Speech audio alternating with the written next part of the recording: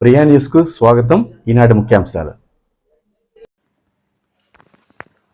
2023 Hindu calendar ప్రకారం ప్రతి ఏటా సూర్యుడు దక్షిణాయనం నుంచి ఉత్తరాయణంలోకి ప్రవేశించడానికి ముందు వచ్చే ఏకాదశిని వైకుంఠ ఏకాదశి అని అంటారు. పురాణాల ప్రకారం శ్రీ విష్ణుమూర్తి గరుడ వాహనంపై ముల్లోకాల నుంచి ముక్కోటి దేవతలతో కలిసి భూలోకంలోకి అడుగుపెట్టిన భక్తులందరికీ దర్శనమిస్తారు. అందుకే ఈ ఏకాదశిని ముక్కోటి ఏకాదశి అంటారు.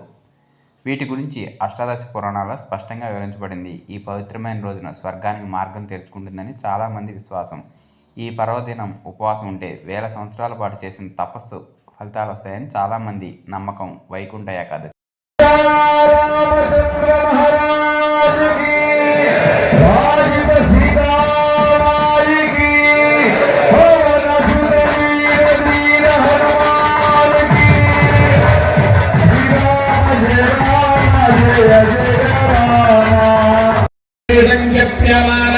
ఈశ్వర ప్రియాయ నమః.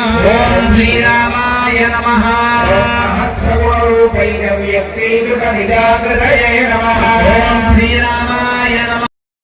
హరే రామ హరే రామ రామ రామ హరే హరే హరే రామ రామ రామ హరే హరే హరే కృష్ణ కృష్ణ కృష్ణ హరే హరే.